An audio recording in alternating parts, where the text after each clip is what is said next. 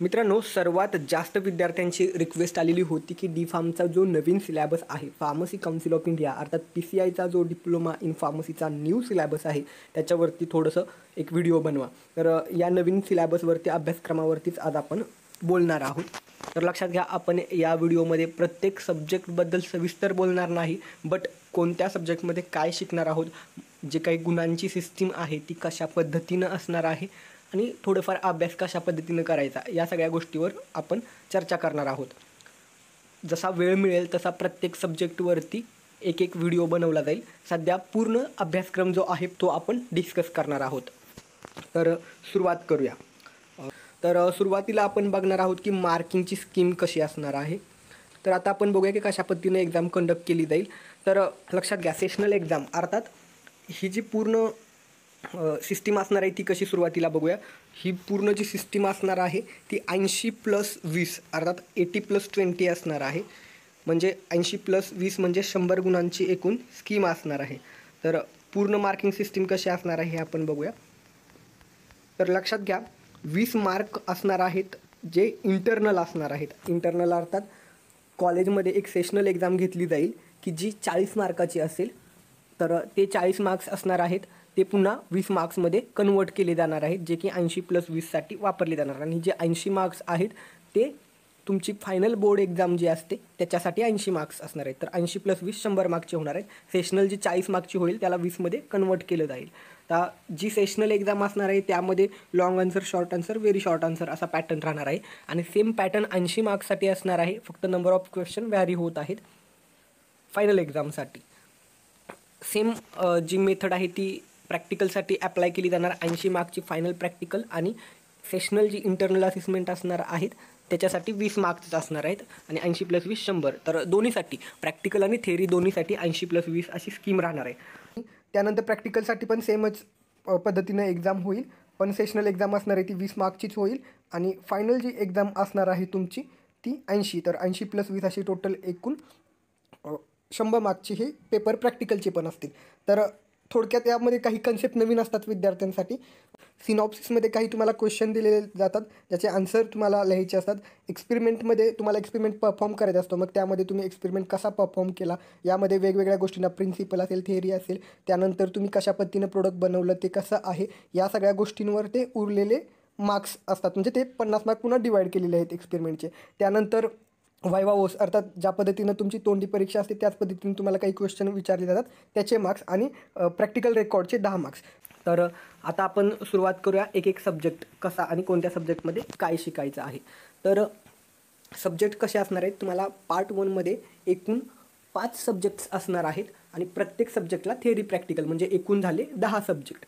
म्हणजे फार्मास्युटिक्स त्याला theory practical असेल, फार्मास्युटिकल केमिस्ट्री थेअरी प्रॅक्टिकल असेल, फार्माकॉग्नोसीला पण theory practical, human anatomy physiology इथे पण थेअरी प्रॅक्टिकल आणि सोशल फार्मसी यामध्ये सुद्धा थेअरी प्रॅक्टिकल असणार आहे. तर आता आपण सुरू करूया एका सब्जेक्टबद्दल माहिती घ्यायला. तर फार्मास्युटिक्स हा सब्जेक्ट हा खूप महत्त्वाचा सब्जेक्ट आहे. या सब्जेक्टला हार्ट ऑफ फार्मसी असं देखील म्हटलं जातं, इतका हा महत्त्वाचा सब्जेक्ट आहे.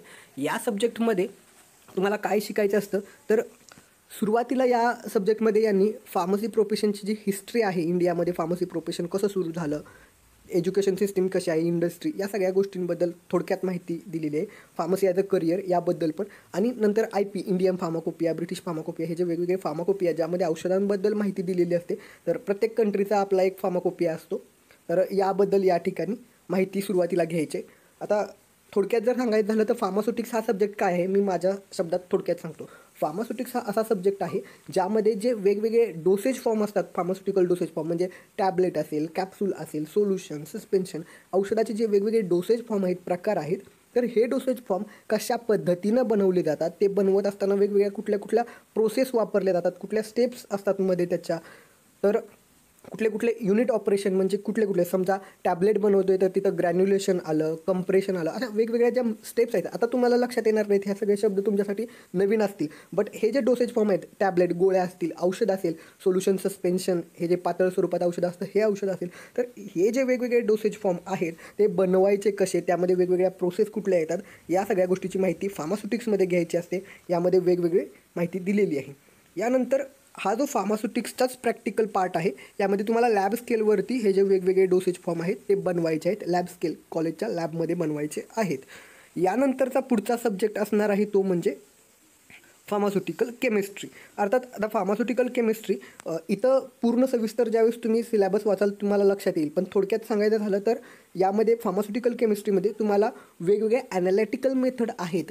त्याशिवाय वेगवेगळ्या टेस्ट आहेत. त्या ड्रगची प्युरिटी किंवा त्या ड्रगमध्ये जे काही इम्प्युरिटी आहेत त्याचं लिमिट किती असायला पाहिजे किंवा त्या टेस्ट कशा परफॉर्म करायच्या, वेगवेगळ्या ॲनालिटिकल मेथड. त्याशिवाय वेगवेगळे जे ड्रग्ज असतात, इथं ड्रग म्हटलं की औषध मेडिसिन आलं. तर ह्या ज्या मेडिसिन्स असतात, वेगवेगळे औषध असतात, जसं की पॅरासिटेमॉल असेल किंवा डायक्लोफेनेक असेल, जे औषध आहे त्याचं जे स्ट्रक्चर आहे ते कशा पद्धतीनं केमिकल स्ट्रक्चर असणार, त्यांचे सिंथेसिस आहे किंवा त्याच्या स्ट्रक्चरमध्ये मॉडिफिकेशन केल्यावर कसा बदल होऊ शकतो, या गोष्टी यामध्ये शिकायच्या आहेत. आणि फार्मास्युटिकल केमिस्ट्री हा जो सब्जेक्ट आहे हा एक इम्पॉर्टंट आहे. याच सब्जेक्टचा जो प्रॅक्टिकल असणार आहे त्यामध्ये तुम्हाला काय शिकायचं आहे, तर फार्मास्युटिकल केमिस्ट्रीचं जे प्रॅक्टिकल आहे त्यामध्ये तुम्हाला ह्या वेगवेगळ्या ॲनालिटिकल टेस्ट आहेत, म्हणजे लिमिट टेस्ट आहेत वेगवेगळ्या, किती इम्प्युरिटी आहे वगैरे ते कसे फाईंड करायचे. त्याशिवाय ॲनालिसिसमध्ये किती ड्रग आहे ते फाईंड करायचे, वेगवेगळ्या ॲनालिटिकल मेथड आहेत.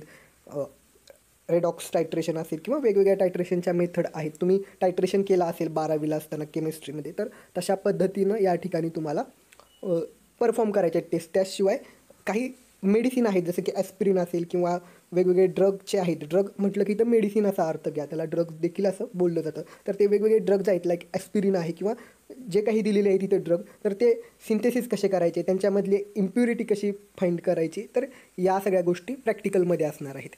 त्यानंतर पुढचा असणार आहे सब्जेक्ट तो म्हणजे फार्माकॉग्नसी. अर्थात आता फार्माकॉग्नसी काय आहे? फार्माकॉग्नसी हा असा सब्जेक्ट आहे ज्यामध्ये वेगवेगळे हर्बल आणि मेडिसिनल प्लांट जे असणार आहेत, तर त्यांचे सोर्स म्हणजे जर समजा ते नॅचरल सोर्स आहे, त्याचा वनस्पतीपासून मिळतं किंवा काही मेडिसिन मिनरल्सपासून मिळतात, काही मेडिसिन ॲनिमल सोर्सपासून असतात. तर हे जे वेगवेगळे मेडिसिनल प्लांट नॅचरल सोर्सपासून मिळतात त्यांचा स्टडी करायचा आहे. मोस्टली हर्बल प्लांट्स जे असतात वेगवेगळे त्यांचा स्टडी यामध्ये करायचा आहे. त्यांचा सोर्स काय आहे, ते कशासाठी वापरलं जातं, या सगळ्या गोष्टीचा अभ्यास इथं केला जातो. आणि त्याच हर्बल मेडिसिनबद्दल जे काही वनस्पती औषधी असतात वेगवेगळ्या, त्यांचंच प्रॅक्टिकल पार्ट या ठिकाणी फार्माकॉग्नसीच्या प्रॅक्टिकलमध्ये असणार आहे. वेगवेगळ्या मायक्रोस्कोपिक टेस्ट किंवा वेगवेगळ्या टेस्ट तुम्हाला परफॉर्म करायच्या आहेत.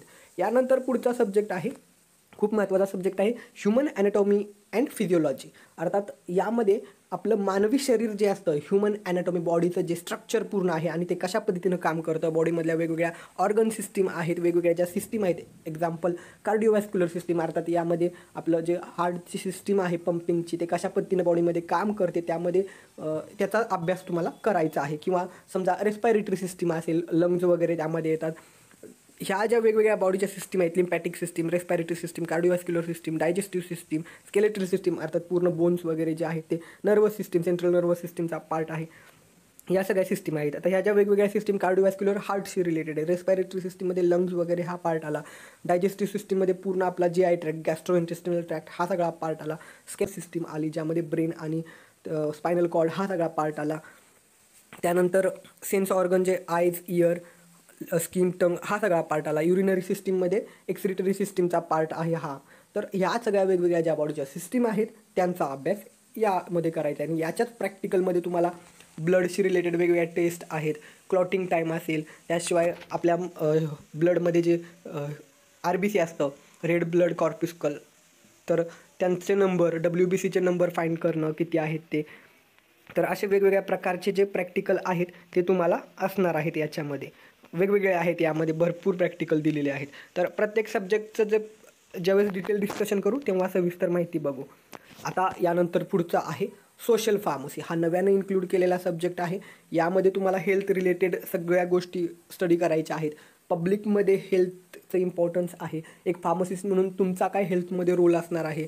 आणि यामध्ये एक नवीन पार्ट इन्क्लूड केलेला आहे तो म्हणजे आता कोविडची सिच्युएशन आहे, तर पॅन्डेमिक जो म्हणजे पॅन्डेमिक अर्थात महामारी, संपूर्ण जगभरामध्ये एकाच वेळी एखादा आजार होतो. तर पॅन्डेमिकबद्दल पण ह्या ठिकाणी कोविड पॅन्डेमिक असेल, सार्स असेल, H1N1 असेल, यांची देखील माहिती यामध्ये आता नव्यानं इन्क्लूड केलेली आहे या सब्जेक्टमध्ये. तर हेल्थशी रिलेटेड माहिती तुम्हाला या पूर्ण सब्जेक्टमध्ये असणार आहे. आणि सोशल फार्मसी प्रॅक्टिकलमध्ये पण याचाच पार्ट असणार आहे. नॅशनल हेल्थ प्रोग्राम जे वेगवेगळे आहेत, इम्युनायझेशनचे प्रोग्राम असतील, फूड न्यूट्रिशनशी रिलेटेड काही प्रोग्राम असतील, तर ह्या ज्या गव्हर्नमेंटचे प्रोग्राम आहेत त्याबद्दल वगैरे तुम्हाला इथे माहिती शिकायची आहे. जेव्हा आपण एक टॉपिक डिटेलमध्ये सब्जेक्ट डिस्कस करू भविष्यात तेव्हा सविस्तर चर्चा करू. तर आता आपण या ठिकाणी पाहिलेलं आहे की पार्ट 1मध्ये तुम्हाला जे वेगवेगळे सब्जेक्ट आहेत ते सब्जेक्ट कोणकोणते आहेत, कुठल्या सब्जेक्टमध्ये काय शिकायचं आहे. जर प्रत्येक सब्जेक्टवर खूप डिटेल बोलायचं झालं तर व्हिडिओ खूप मोठा होईल, म्हणून आपण थोडक्यात माहिती घेतली. तुम्हाला तोंड ओळख व्हावी सब्जेक्ट कोणकोणते आहेत. आता जाता अभ्यास कसा करायचा. जो वेळ आहे तुम्हाला कॉलेजमध्ये जसं शिकवायला सुरुवात करतील तर तुम्हाला काही पुस्तकांचे PDF फाईल्स मिळून जातील वेगवेगळ्या टेलिग्राम चॅनलवरती. त्याशिवाय स्लाईड शेअरवरती काही टॉपिक मिळतील. तर अशा पद्धतीनं इंटरनेटवरती काही टॉपिकबद्दल तुम्हाला माहिती मिळून जाईल. तर तुम्हाला लगेच पुस्तक घ्यायची घाई करू नका. काही महत्त्वाची पुस्तकं असतील त्याबद्दल येणाऱ्या काळात मी माहिती देईनच, कोणत्या पुस्तकातून काय अभ्यास करू शकता तुम्ही. तर सध्या तर महत्त्वाची गोष्ट ही आहे की फक्त आता जसं जसं कॉलेजमध्ये शिकवायला सुरुवात करतील तो टॉपिक समजून घ्या. अशा पद्धतीनं अभ्यासक्रमाबद्दल थोडक्यात बोललेलो आहे. अतिशय महत्त्वाचा मुद्दा, मी इथे बऱ्यापैकी सविस्तर माहिती दिली, परंतु 1 to 1 तुम्हाला डाऊट विचारता येत नाही. कमेंट जरी केल्या तरी पुढील व्हिडिओत मी उत्तरं देतो. पण तुम्हाला लाईव्ह जर माझ्याशी बोलायचं असेल, आपल्याला डिस्कशन डिटेल करायचं असेल तर तुम्ही त्या वेबिनारला जॉईन करू शकता. 1 तासाचा वेबिनार असणार आहे. इच्छुक असाल तर खाली डिस्क्रिप्शनमध्ये व्हॉट्सॲप ग्रुप दिला आहे, तो जॉईन करा. लवकरच वेबिनार कधी कसा होईल त्याची सविस्तर माहिती दिली जाईल. ही माहिती आवडली असल्यास व्हिडिओला लाईक करायला आणि जे कोणी फार्मसीला ॲडमिशन घेत आहेत त्यांच्यासह हा व्हिडिओ शेअर करायला विसरू नका. धन्यवाद. थँक्यू.